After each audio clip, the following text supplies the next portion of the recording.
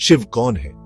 वे केवल एक देवता नहीं बल्कि चेतना के प्रतीक हैं, संहारक भी, सृजनकर्ता भी, ध्यान मग्न योगी, आदर्श गृहस्थ, विरोधाभासों के स्वामी। शिव को समझना जीवन के गहरे रहस्यों को समझना है। वे भोलेनाथ हैं जो एक लौटा जल से प्रसन्न हो जाते हैं, और रुद्र भी, जिनके क्रोध से ब्रह्मांड कांप उठता है। उनका स्वरूप निराकार भी है और साकार भी। वे लिंग के रूप में पूजे जाते हैं जो ऊर्जा और चेतना के मिलन का प्रतीक है। तंत्र की दुनिया में शिव को आदिगुरु माना जाता है।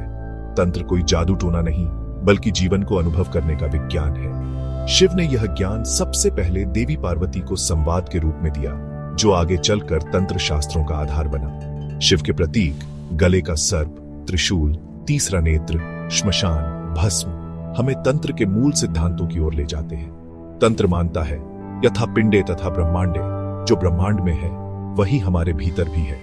शिव इसी सिद्धांत के जीवंत उदाहरण है, बाहरी और भीतरी चेतना के मिलन का।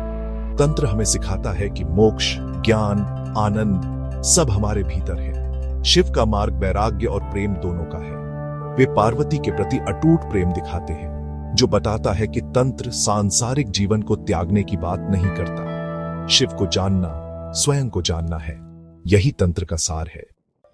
रुद्रायमल तंत्र, तंत्र साहित्य का प्राचीन और रहस्यमयी ग्रंथ, शिव और शक्ति के संवाद का जीवंत संग्रह है। रुद्र शिव का उग्र रूप है। यामल का अर्थ है संवाद, यानी शिव और देवी के बीच गूढ़ प्रश्न उत्तर। यह ग्रंथ गुरु शिष्य परंपरा से चला आ रहा है और इसका ज्ञान केवल योग्य शिष्यों को ही दिया जाता था।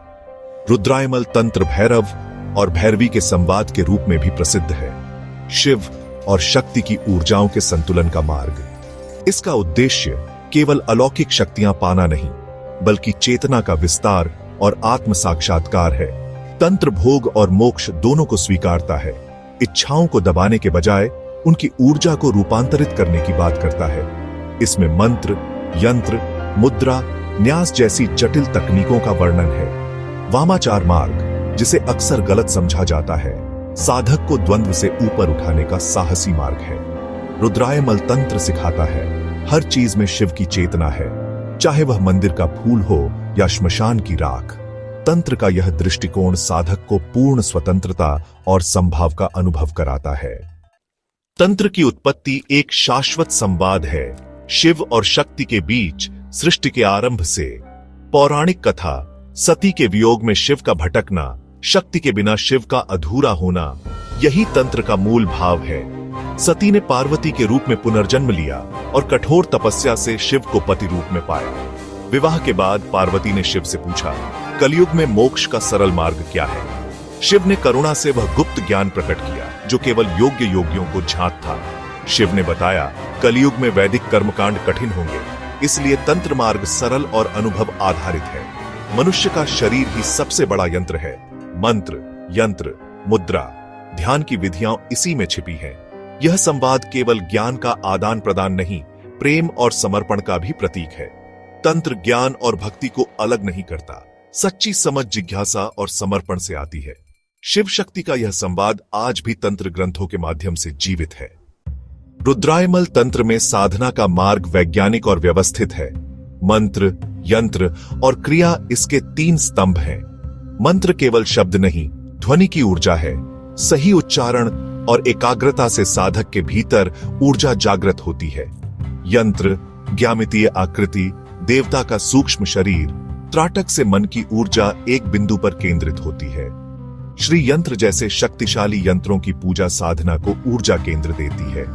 क्रिया, शारीरिक और मानसिक प्रक्रियाएं जैसे प्राणायाम, आसन, हस्त मुद्रा ऊर्जा के प्रवाह को नियंत्रित करती है। न्यास में साधक मंत्रों के साथ शरीर के अंगों को छूता है, शरीर को मंदिर बनाता है। इन तीनों का संयोजन साधना को पूर्ण बनाता है। गुरु से दीक्षा, मंत्र जाप, यंत्र ध्यान, क्रियाओं का अभ्यास। इसका लक्ष्य चमत्कार नहीं, चेतना का विस्तार और शिव शक्ति के मिलन का अनुभव है। साधना एक आंतरिक यात्रा है जो साधक को साधारण से दिव्यता की ओर ले जाती है। तंत्र का विज्ञान, अनुभव और अनुशासन का मार्ग है। तंत्र की कथाएं गहरे सिद्धांतों को सरल रूप में समझाती हैं, जैसे गुरु गोरखनाथ की अद्भुत शक्तियां।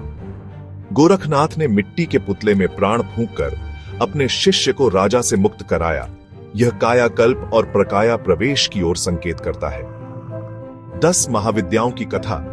पार्वती ने शिव को रोकने के लिए 10 रूप धारण किए, काली, तारा, त्रिपुर सुंदरी आदि। यह बताता है कि शक्ति सौम्य ही नहीं, उग्र और विनाशकारी भी हो सकती है। अघोरी और कापालिकों की कथाएं, श्मशान में साधना, मृत्यु के भय पर विजय, सब कुछ में शिव को देखना। बाबा कीनाराम जैसे अघोरी संत मृत शरीर को जीवित करने की कथाएं, सामाजिक मान्यताओं को चुनौती। राजा विक्रमादित्य और बेताल की कहानियां, तंत्र की शक्तियों और खतरों की चेतावनी। तंत्र का ज्ञान दोधारी तलवार है, सही उद्देश्य के लिए कल्याणकारी, दुरुपयोग विनाशकारी। ये लोक गाथाएं तंत्र की महिमा और रहस्य को पीढ़ी दर पीढ़ी जीवित रखती हैं। तंत्र की कथाएं केवल चमत्कार नहीं, गहरे जीवन सिद्धांतों की शिक्षा देती हैं। शिव और तंत्र का संबंध इतना गहरा है कि दोनों को अलग नहीं किया जा सकता। शिव के रूप अघोरी, भैरव, नटराज, योगीराज तंत्र साधना के अलग अलग चरणों का प्रतीक है। अघोरी श्मशान में वास, मृत्यु के सत्य को स्वीकारना, द्वंद्व से ऊपर उठना। भैरव भय को हरने वाला, साधक के भीतर के भयों और अहंकार को नष्ट करता है। भैरव की साधना से साधक समय और मृत्यु के बंधन से मुक्त हो जाता है। नटराज नृत्य के देवता, तांडव नृत्य सृष्टि स्थिति संहार का चक्र है। नटराज का नृत्य ऊर्जा का नृत्य है, अज्ञान को कुचलना, मोक्ष को प्राप्त करना। योगीराज शांत ध्यान मग्न स्वरूप, तंत्र साधना का अंतिम लक्ष्य। साधक अघोरी से योगी तक की यात्रा में भय, अहंकार और अज्ञान को पार करता है। शिवोहम, मैं ही शिव हूं, यही तंत्र की अंतिम अनुभूति है।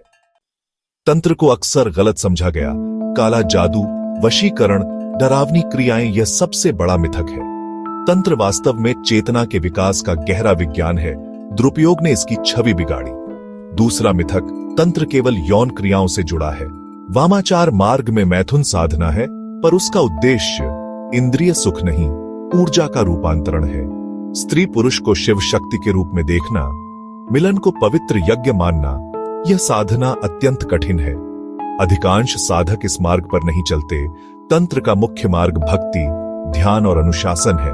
तीसरा मिथक, तंत्र साधना खतरनाक है। बिना गुरु के मार्गदर्शन के यह सच है, पर सही तैयारी और गुरु के साथ यह कल्याणकारी है। डर अज्ञानता से पैदा होता है, सही ज्ञान डर को समाप्त करता है। चौथा मिथक, तंत्र केवल श्मशान में किया जाता है। दक्षिणाचार मार्ग पूरी तरह सात्विक है। पूजा, मंत्र जाप, ध्यान। श्री विद्या परंपरा इसका उदाहरण है। भक्ति और ज्ञान का मार्ग। तंत्र को एक ही चश्मे से देखना उसकी विशालता का अपमान है। आज के तनावपूर्ण युग में रुद्रायमल तंत्र पहले से अधिक प्रासंगिक है। तंत्र हमें बाहर से भीतर की ओर मुड़ने का मार्ग दिखाता है। सच्ची शांति हमारे भीतर है। यह व्यावहारिक तकनीकें देता है। मन को शांत करना, आंतरिक शक्ति को जगाना। तंत्र जीवन को समग्र रूप से स्वीकारता है। आध्यात्मिकता और भौतिकता में संतुलन। तंत्र कहता है कुछ भी छोड़ने की जरूरत नहीं, हर क्रिया को साधना में बदलो। आधुनिक मनोविज्ञान भी तंत्र की भावना शुद्धि को मान्यता देता है। दबी भावनाएं ऊर्जा के ब्लॉक बनाती हैं।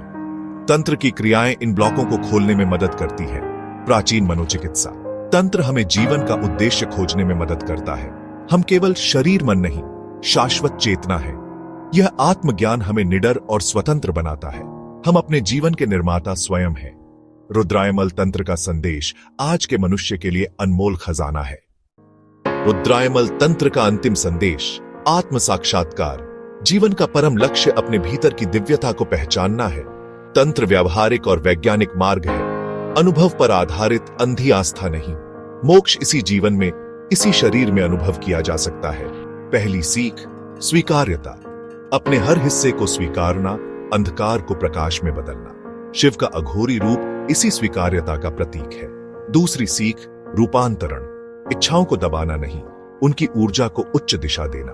तंत्र सिखाता है काम, क्रोध, लोभ को रचनात्मकता, करुणा, शक्ति में बदलो। गुरु का महत्व। सच्चा गुरु ही साधक को सही दिशा और सुरक्षा देता है। गुरु केवल बाहरी व्यक्ति नहीं, हमारे भीतर की चेतना भी है। शिष्य और गुरु, जीव और शिव सब एक हो जाते हैं। यही रुद्रायमल तंत्र का अंतिम सत्य है।